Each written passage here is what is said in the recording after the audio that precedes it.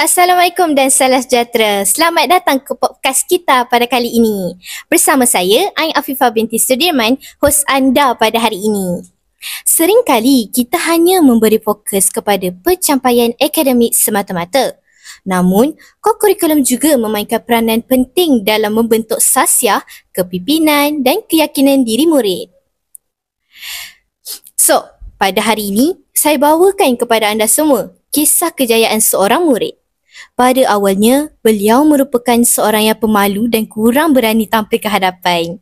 Tetapi setelah dipilih untuk menjawat beberapa jawatan penting di sekolah, di samping menyertai pelbagai aktiviti.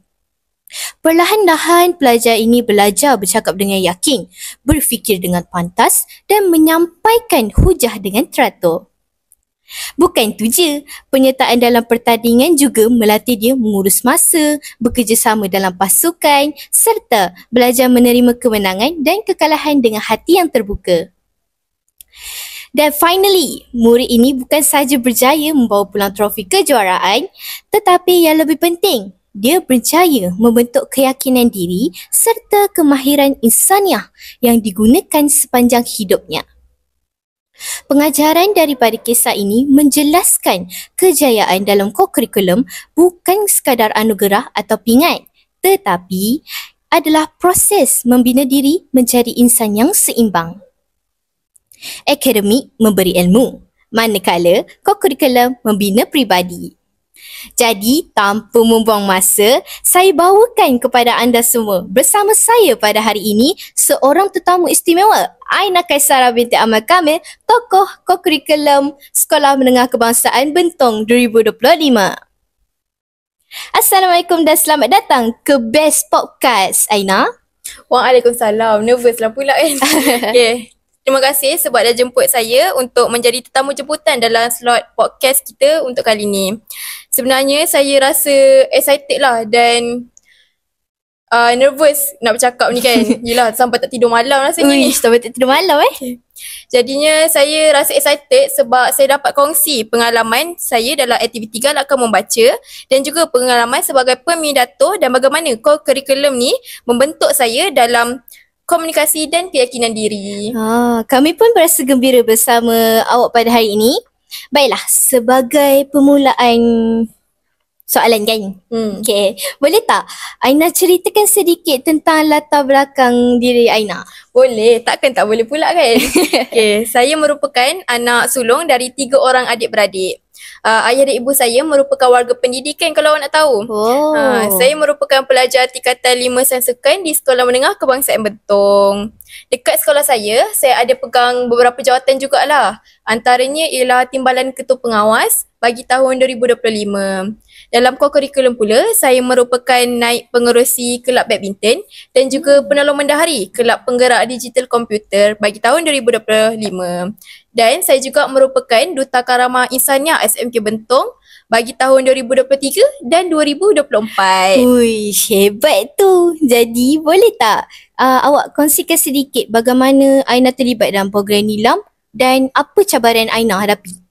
Dalam Nilam ni, saya dah join Nilam ni daripada saya sekolah rendah lagi dah. Sebab ibu bapa saya ni macam hari-hari lah suruh saya baca buku lah, ikut Nilam lah apa kan. Jadinya saya ada, dari sekolah rendah lagi, saya ada impian nak jadi tokoh Nilam. Cumanya mungkin bukan rezeki lagi lah kot. Jadinya saya tak dapat lah waktu sekolah rendah. And antara cabaran terbesar saya dalam Nilam ni ialah untuk kekalkan konsistensi saya dalam membaca dan merekodkan Nilam ni. Sebabkan yelah kita as student kan, kadang-kadang macam busy sikit, ada kerja sekolah, apa semua nak study lagi. Jadinya kadang-kadang saya rasa macam saya tak boleh nak rekod Nilam ni. Jadinya bila dah lama-lama kan, bila dah terbiasa, saya pandailah nak bahagikan masa saya dengan Nilam dan juga akademik. Oh, bagus-bagus. So, apakah pencapaian yang paling membanggakan melalui aktiviti galakan membaca? Okay, Alhamdulillah dalam Nilam ni saya telah berjaya menjadi Johan dalam pemilihan tokoh Nilam kategori Bahasa Melayu peringkat daerah Bentong bagi tahun 2024. Dan bila dah lepas daerah ni mestilah pergi negeri pula kan. So dalam waktu negeri saya telah mendapat tempat kelima dalam pemilihan tempat keempat tak apa. Dalam pemilihan nervous kan, dalam pemilihan tokoh Nilam. And saya pun ada juga banyak join pertandingan dalam aktiviti galakan membaca ni. Contoh dia macam pengkarya muda dan juga bicara buku. Awak nak tahu ke tajuk karya saya tu? Uish, boleh juga tahu apa tajuk karya awak tu? Tajuk karya saya ialah Dari Dakwat ke Pixel. Nampak macam skema sikit. Alamak. Boleh lah. Okey, sangat luar biasa ya Aina. Sebagai pembidato sekolah pula, apakah pencapaian Aina? Okay. Kalau cakap pasal pidato ni, saya macam excited sikit lah. Okay. Dalam pidato ni, saya telah mewakili sekolah dalam pertandingan pidato generasi madani peringkat daerah Bentong bagi tahun 2024 dan 2025. Dan Alhamdulillah, saya telah mendapat kedua-dua tahun tu, saya telah mendapat tempat pertama. Jadinya dalam pertandingan pidato peringkat negeri, saya untuk tahun 2024 saya telah mendapat tempat kelima. Tadi terasa. Betul segi. Dan tahun ni pula mungkin bukan rezeki lah kan orang kata. Saya tak dapat nombor. Cumanya mungkin nak kena fokus SPM lah maksudnya tu kan. Jadinya ada juga pertandingan pidato lah yang saya masuk, iaitu pentas akhir pidato spontan Celik Madani peringkat negeri Pahang bawah Anjuraya Adim untuk tahun ni. Boleh tak Aina kongsikan bagaimana pengalaman Aina dalam pidato membantu perkembangan diri Aina? Okey, saya mula join pidato ni sejak dari sekolah rendah lagi.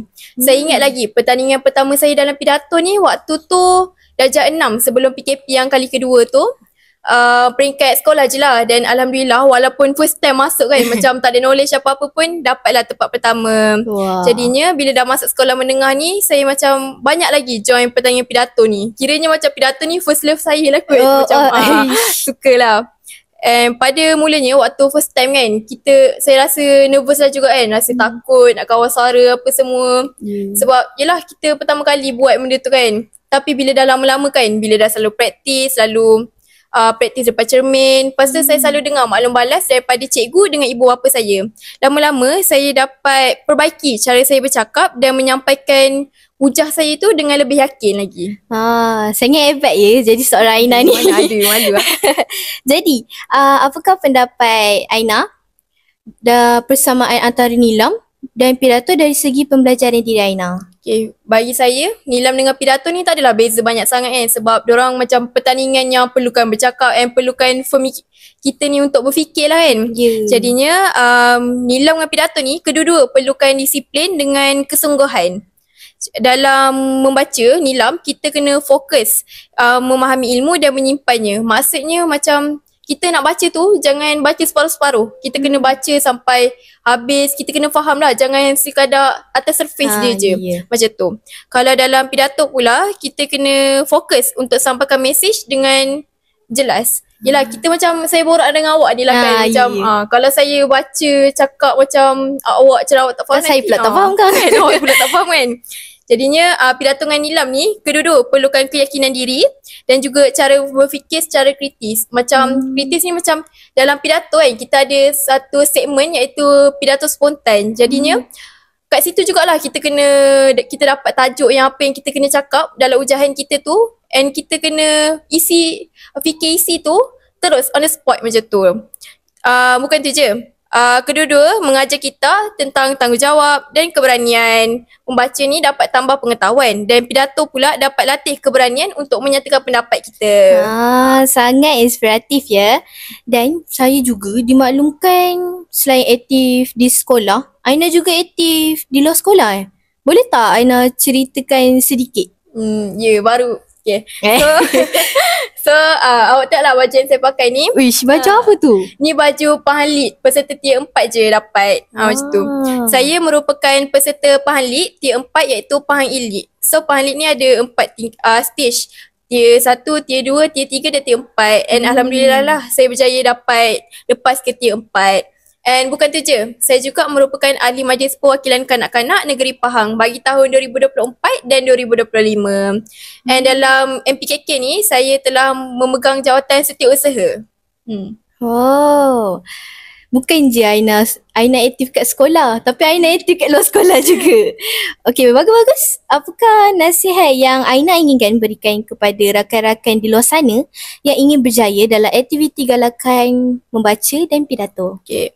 So nasihat saya ialah untuk sesiapa lah nak join kan program galakan membaca ke ataupun pidato kan.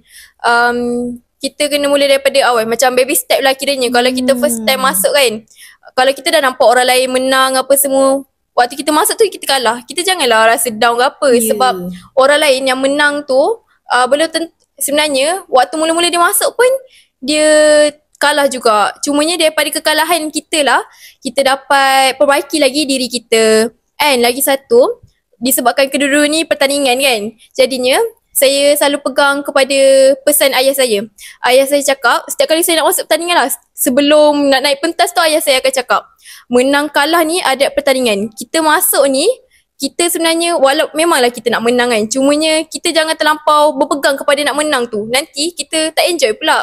Jadinya bila kita masuk ni, kita enjoy the process. Kita buat apa yang kita rasa seronok, macam tu lah. Terima kasih Aina Kaisara atas perkongsian yang sangat inspiratif pada hari ini. Semoga kejayaan awak terus menjadi contoh dan dorongan untuk semua pelajar lain. Sama-sama. Terima kasih juga sebab dah jemput saya dalam slot podcast untuk kali ni. Sama-sama. Saya harap perkongsian saya ni dapat memberi manfaat lah kepada rakan-rakan yang tonton ni. Dengan berakhirlah ucapan Aina, maka berakhirlah podcast kita pada hari ini. Itulah sedikit perkongsian tentang perjalanan kejayaan pelajar yang boleh kita jadikan inspirasi. Ingatlah, kejayaan bukan datang sekelip mata, tapi dengan usaha, doa, semangat yang tak pernah padam.